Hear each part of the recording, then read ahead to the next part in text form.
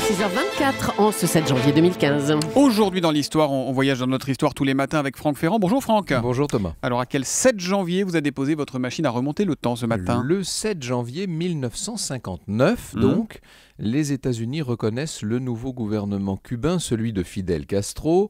Le 1er janvier, à la tête des rebelles, ce dernier avait renversé, vous le savez, le régime du dictateur Batista. Il avait pris le pouvoir. Alors c'était une reconnaissance précoce à l'époque de la part des États-Unis et qui a forcément des résonances très actuelles. On est dans l'actualité là. Évidemment, on va y venir. Alors en fait, Washington a été l'une des premières capitales, il ne faut pas l'oublier ça, une des premières capitales à reconnaître la légitimité de Fidel Castro.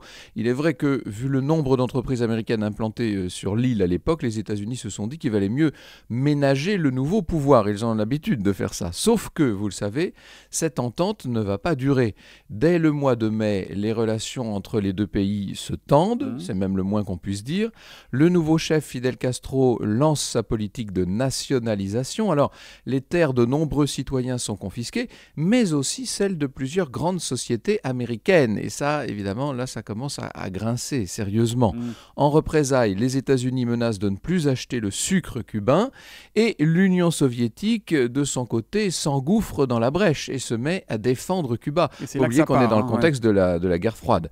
C'est le début d'une succession de crises qui vont marquer toute l'histoire, on peut le dire. En 61, dans la baie des Cochons, la CIA rate complètement le débarquement de 1500 Cubains anticastristes.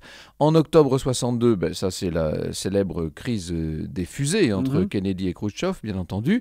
Et entre-temps, les États-Unis auront mis en place le fameux embargo économique, commercial et financier. Et aujourd'hui, le 7 janvier 2015, cet embargo est toujours en place. Oui, même si, et vous y faisiez allusion à l'instant, le 17 décembre dernier, Barack Obama et Raúl Castro ont annoncé la reprise des relations diplomatiques. Alors, l'embargo s'assouplit un peu, mais avec les nouvelles arrestations de dissidents qu'on a apprises là il y a quelques jours, le réchauffement reste, il faut bien le dire, assez tiède. À Cuba, l'histoire continue de s'écrire. Une histoire qu'on retrouve à 14h tout à l'heure pour nous parler de quoi sur Europe 1, mon cher Franck? Alors bien aujourd'hui, on va célébrer un tricentenaire, le tricentenaire de la mort d'un grand théologien. C'était le 7 janvier 1715, Monsieur de Fénelon, qui avait été le précepteur du petit-fils de Louis XIV. Fénelon venait à mourir. Fénelon au cœur de l'histoire, c'est à 14h sur Europe 1 tout à l'heure, Franck. Bonne journée. Bonne journée.